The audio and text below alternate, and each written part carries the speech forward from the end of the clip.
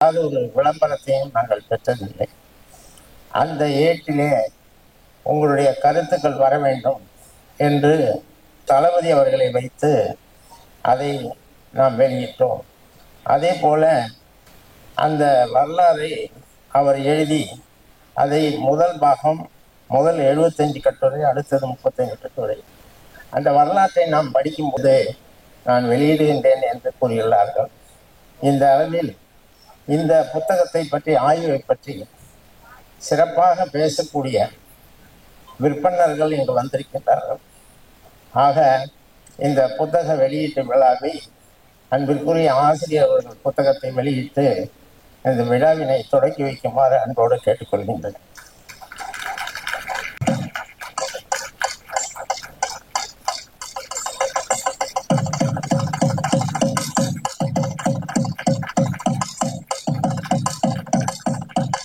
வரலாற்று சிறப்புக்குரிய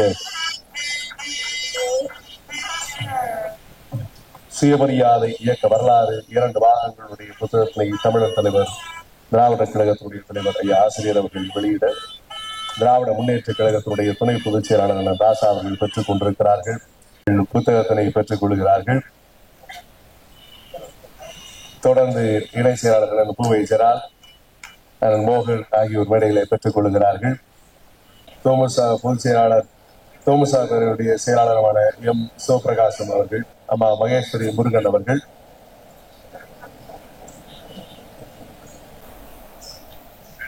இந்த வரலாற்று பெட்டகத்தை ஆய்வு செய்து நூலாக தொகுத்து நம்ம இடத்திலே தந்திருக்கின்ற திராவிட இயக்க ஆய்வாளர் வணக்கத்திற்குரிய ஐயா திருநாவுக்கரசு உள்ளிட்ட இந்த மேடையை அவையை வணங்குகிறேன். கண்களாலும் கைகளாலும் கடிகாரத்தை என்னிடத்திலே காட்டியிருக்கிறார்கள். இந்த நூலுக்கு நான் அணிந்துரை வழங்கியிருக்கிறேன். அந்த அணிந்துரையில இருந்தும் பல கருத்துக்கள் இந்த மேடையில் வெளிப்பட்டு விட்டது. எனவே இப்போது நான் நின்று கொண்டிருப்பது அநேகமாக எக்ஸ்ட்ரா ஃபிட்டிங். எக்ஸ்ட்ரா ஃபிட்டிங் இல்லாமலேயே ஒரு வண்டி ஓட வேண்டும். அந்த வண்டி ஓடும் என்பதை எக்ஸ்ட்ரா ஃபிட்டிங் தெரிந்திருக்க வேண்டும். அது எனக்கு தெரிந்தே இருக்கிறது. பேரறிஞர் அண்ணா அவர்கள் அடிக்கடி சொல்லுவார், புட்டிங் செஞ்சுரிஸ் இன்டு கேப்சூல்ஸ். பல நூற்றாண்டுகளை ஒரு மாத்திரைக்குள் அடக்கி ஒரு சமூகத்தை, ஒரு மொழியை, ஒரு நாட்டை பற்றிய வரலாறுகளை பார்க்க வேண்டும் என்று இந்த 2 புத்தகங்களும் ஒரு நூற்றாண்டு கதைக்கான மாத்திரையை உள்ளே வைத்திருக்கிறது என்பதை இந்த நேரத்திலே நாம் எல்லோரும் உணர்ந்து கொண்டோம். திராவிட இயக்கத்தினுடைய 100 பயணத்தில் 2 கட்டங்களாக அவர் பிரிக்கிறார். 1913-14 தொடங்கி 1925 வரை அரசியலில் பார்ப்பனர்களின் கொட்டத்தை, ஆதிக்கத்தை ஒடுக்குவதற்கான மூமெண்ட், அந்த பயணம். 17 தொடங்கி 22 அரசியலின் ஆதிக்கத்தை நீக்குவதற்கான பயணம்.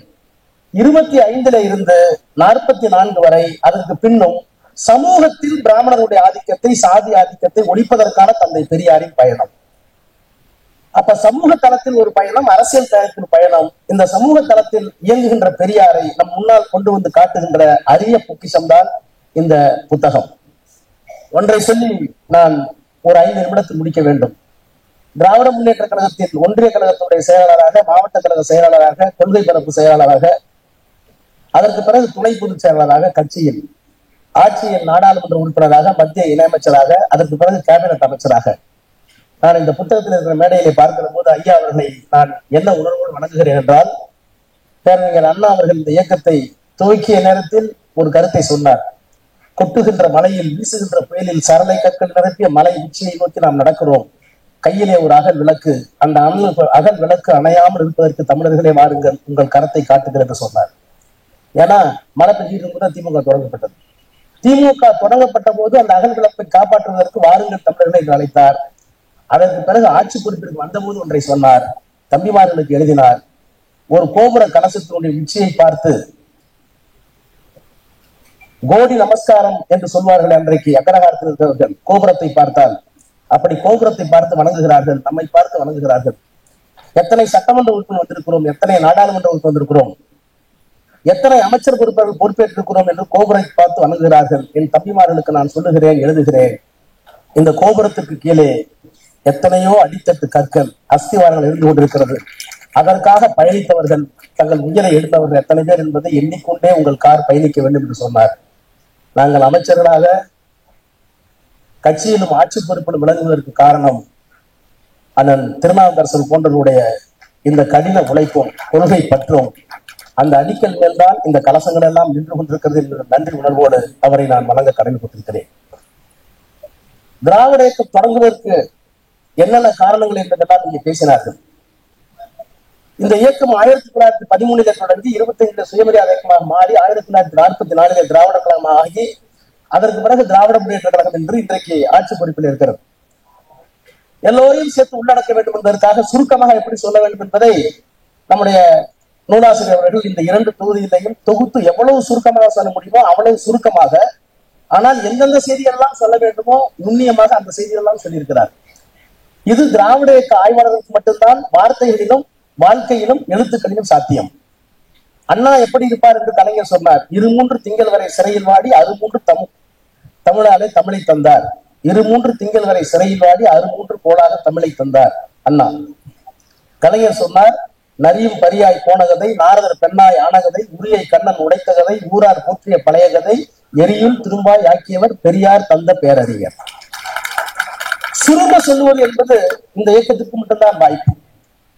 நான் ஒன்றை சொல்லி முடிக்க வேண்டும். இன்றைக்கெல்லாம் புதிய புதிதாக கிளம்பி கொண்டிருக்கிறார்கள். இன்றைக்கு மாண்புமிகு பிரதமர் அவர்கள் பேசியிருக்கிறார், மொழியால் நாட்டை துண்டாட பார்க்கிறார்கள் என்று. எங்களோடு உணர்வில் உயர்வில் எல்லாவற்றிலும் கலந்து தாய்மொழியாக இருக்கின்ற தமிழால் நாங்கள் பிரிக்கிறோம் என்று ஐயப்பாடு இருக்குமானால், உண்மையான மொழியால் தாய்மொழியால் நாங்கள் நாட்டை பிரிப்போம் என்ற ஐயம் உங்களுக்கு இருக்குமானால், ஒன்றுமே இல்லாத மொழியை வைத்துக் கொண்டு மதத்தால் பிரிக்கிறீர்கள் என்ன நியாயம் என்று நாங்கள் கேட்க மாட்டோமா? இன்னும் நீங்கள் பேசினால் இந்த மேடையில் சொல்லுகிறேன், கோபேக் மோடி என்று சொன்னோம். துணை முதலமைச்சர் சொன்னார் கெட் அவுட் மோடி என்று சொன்னார். நாடாளுமன்றத்தில் விரைவில் சொல்லுவோம் ஷட் அப் மோடி. எங்களுக்கு இந்த மன வலிமையை கொடுத்திருக்கின்ற கொள்கை உறவு எங்கே இருக்கிறது என்றால் இந்த புத்தகங்களிலிருந்து வருகிறது. ஒன்றை சொல்லி முடிக்க வேண்டும். இன்றைக்கு எல்லோரும் சொல்லுகிறார்கள், பெரியாருக்கு முன் யாரும் இல்லையா, யாரும் இல்லையா? பெரியாருக்கு முன் யாரார் இருந்தார்களோ அவர்களெல்லாம் பெரியாரை பற்றி என்ன சொன்னார்கள் என்பதையும் தெரிந்து கொண்டு சொல்ல வேண்டும். மறைமலரியில சொன்னார்கள், அருண்மொழி இங்கே பேசுகிற போது சொன்னார், எங்களுக்கு இருக்க மிகப்பெரிய கஷ்டம், நாங்க எல்லாம் பேசி நினைச்சோமோ அதெல்லாம் பேசினாங்கன்னு நம்முடைய சுபதி சொன்னார். அருண்மொழி பேசிக் கொண்டிருக்கிற போதே அந்த முழு அந்த பகுதியை சராசரி வச்சு ஆசிரியர் கொடுத்தேன். ஐயா பாயிண்ட் போயிடுச்சு. ஆனா எல்லோரும் பேசுகிற போது ஒன்றை சொல்லுகிறீர்கள், அதிலேயும் ஒரு சின்ன நுட்பம் இருக்கிறது. நம்முடைய சுபதி சொன்னார், ஜின்னாவை பார்த்து காந்தியாரை பார்த்து அம்பேத்கரை பார்த்து ஜின்னாவை பார்த்து என்ன பேசினார் என்று சொல்லுகிற போது இந்திய எதிர்ப்பு சொன்னார். அதுல இன்னும் ஒரு கூடுதலான செய்தி, அவர்கள் 2 பேரும் இந்திய எதிர்ப்பிலே முக்கியத்துவம் காட்டியவர்கள் என்றால் இல்லை, அவர்கள் இந்தி வேண்டும் என்று விரும்பியவர்கள். அம்பேத்கர் ஒட்டுமொத்த இந்திய துணைக்கண்டத்தில் சாதி ஒழிய வேண்டும், தலித் விடுதலை வேண்டும் என்று விரும்பினார். அதனாலதான் I need a strong centre, ஒரு மத்திய அரசாங்கம் வலிமையாக இருக்க வேண்டும் என்று சொன்னார். இந்திய தேசியத்தில் எனக்கு அசைக்க முடியாத நம்பிக்கை இருக்கிறது என்று சொன்னார். அவருக்கு இருக்கிற பிரச்சனை மகாராஷ்டிரத்திலையும் தலித் இருக்கிறான், காஷ்மீர்லையும் தலித் இருக்கிறான். ஒட்டுமொத்த சாதி ஒழிப்பையும் இந்தியாவில் பார்க்க வேண்டும், இந்தியாவில் தலித் விடுதலை வேண்டும் என்று விரும்பினார். ஆனால் பெரியார் 1957 அரசியல் சட்டத்தை கொடுத்தினார்ல, என்ன சொல்லி கொடுத்து உள்ள போனார், பார்ப்பன பணியா ஆதிக்கத்திலிருந்து தனி தமிழ்நாடு பெறவும் நம்ம இருக்கின்ற இணை இழிவு ஒழியவும் இந்த 2 காரணங்களுக்காக சரி சென்று வருகிறேன், அதற்காக உடல் பொருள் ஆவி அத்தனையும் இணைப்பேன் என்று சொல்லிவிட்டு போனவர். 3 முறை வணக்கம் வணக்கம் வணக்கம் என்று சொல்லிவிட்டு போனவர் பெரியார். அப்ப தனித்தமிழ்நாடு கேட்டதற்கு காரணமே சாதி ஒழிந்த தனித்தமிழ்நாடு வேண்டும் என்று சொன்னார். அப்ப பெரியாருக்கும் அம்பேத்கருக்கும் சாதி ஒழிப்பிலே ஒரு பொது கருத்து, ஆனால் மொழி உணர்வில் வெவ்வேறு கருத்து. அவர் இந்தி வேண்டும் என்றார், இந்தி வேண்டாம் என்றார். சரி, ஜின்னா என்ன சொன்னார், காந்தி என்ன சொன்னார், இந்து முஸ்லிம் ஒற்றுமை வர வேண்டும் என்று சொன்னார். இந்தியையும் உருதையும் ஒன்றாக்கி இந்துஸ்தானியை மொழியாக்கி விடலாம், அதான் அவருடைய கொள்கை. இந்து பிரச்சார சபாவுடைய தலைவராக 20 ஆண்டு காலம் இருந்தவர் காந்தி. 1927 20 ஆண்டு காலம் இருந்தவர். அவர் ஒரு புது உத்தியை வைத்தார். என்ன உத்தி என்றால், இந்து முஸ்லிம் பிரச்சனை இருக்கு, இந்த இந்து முஸ்லிம் பிரச்சனைக்கு இந்துக்களுக்கு இருக்கிற இந்தி, இஸ்லாமில் இருக்கிற உருது இரண்டையும் சேர்த்து இந்துஸ்தானி ஒரு மொழியை உருவாக்கி அந்த மொழியை முன்வைத்தால் மதத்திலே ஒன்றாகி விடுவார் என்று சொன்னார். 2மே போய்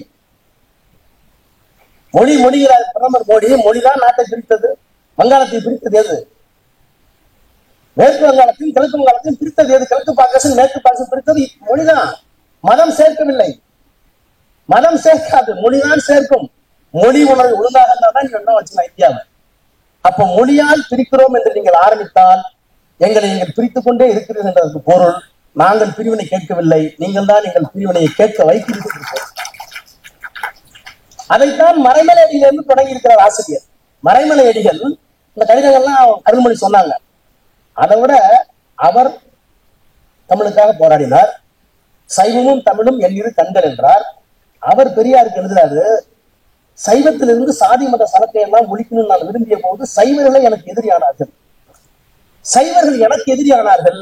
சாதியை ஒழிக்க வேண்டும் என்று நான் விரும்பிய போது எழுதிய போது அப்போது என்னை சைவத்திலே இருந்து சாதியை பிரித்து ஆரியத்திலே இருந்து தமிழை அழுக்கை பிரித்து தமிழர்களை ஒற்றுமைப்படுத்த வேண்டும் என்று விரும்பிய பெரியார் அப்போதுதான் என் கண்ணுக்கு தெரிந்தார் என்று மறைமலை அடிகள் எழுதுகிறார். சரி, அவர் எழுதிட்டாரு. மறை திருநாவுக்கரசு அவர் இந்திய எதிர்ப்பு போராட்டத்தில் போகிறார், உள்ள ஜெயிலுக்கு, சிறைக்கு.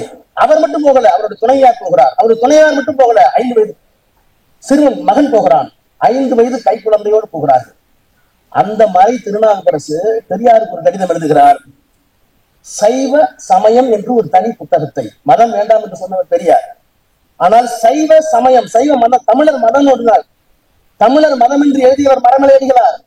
தமிழர் சமயம் என்று எழுதியவர் காசு சுப்பிரமணியம் பிள்ளை. முதல்ல சட்டத்துல மேற்கொண்டு படித்த ஒரே தமிழர் அவர் தான். அவர் ஹைகோர்ட் ஜட்ஜ் ஆயிடக்கூடாதுக்காக அன்னைக்கு சட்டமைச்சரா இருந்த சிபி ராமசாமி ஐயங்கார் எடுத்தார். பெரியார் தான் முயற்சி பண்ணார். அவர் எந்த வேலைக்கு போக முடியல. சரி, சட்டக்கல்லூரியில பேராசிரியராக போகலாம் என்றால் அவர் தான் சட்டத்துறை அமைச்சர் சிபி ராமசாமி. அவர் என்ன பண்ணார்னா, இதுக்கு புதிதாக ஒரு பேராசிரியர் தேவையில்லை, ஏற்கனவே இருக்கிற ஹைகோர்ட் ஜட்ஜ் சாயங்காலம் போய் சொல்லி கொடுத்தா போதும், இவர் வேண்டியதான். என்ன காரணம் என்றால், ஒரு சூத்திரன் படித்து விட்டான் எம்எல் என்பதற்காக ஹைகோர்ட் ஜட்ஜாகவோ சட்ட பேராசிரியராகவோ வரவிடாமல் பார்த்து கொண்டவர் சிபி ராமசாமி. கடைசியில பக்கவாதத்தால் பாதிக்கப்பட்டிருந்த போது அந்த காசு பிள்ளை கஷ்டப்படுகிறார் என்று மறை திருநாவுக்கரசு பெரியார் இடத்துல சொல்லி, பெரியார் அந்த தமிழரை, சைவத்தை காப்பாற்று தமிழரை, சூத்திரரை, திராவிடரை, தமிழை காப்பாற்ற வேண்டும் என்பதற்காக தந்தை பெரியார் மாதம் 150 ரூபாய் அவர் மரணத்து வரை பாவலர் எங்கெங்கோ போனார். எல்லா பணிகளையும் தேடி பார்த்தார். கடைசியில வேலை கிடைக்கல, காட்பாடியில் போய் தங்கியிருந்தார். பெரியாருக்கு செய்து வருகிறது ஒரு தமிழறிஞர், வேர்ச்சொல் ஆராய்ச்சி கொண்டவர். அவருக்கு வறுமை வந்து விட்டது என்று சொன்ன நேரத்தில் அவரை நேராக காட்பாடிக்கு சென்று அவர் கையிலே 200 ரூபாயை கொடுத்து, எந்த கடினம் என்றாலும் வறுமை என்றாலும் என்னை அலையுங்கள், நான் இருக்கிறேன் என்று சொன்னவர் தந்தை பெரியார்.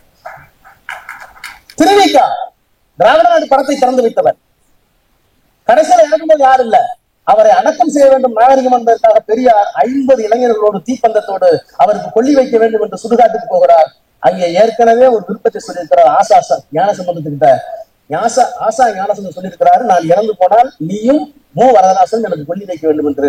யாருமே கொல்லி வைக்க என்று போறார் பெரியார். இல்லையா, எங்களிடத்தில் ஒப்படைச்சிட்டான்னு சொன்ன விடம் நல்லது நீங்கள் செய்யுங்கள் சென்று அந்த பிணம் எரிகிற வரை கையெடுத்து வணங்கி விட்டு வந்தவர் தந்தை பெரியார்.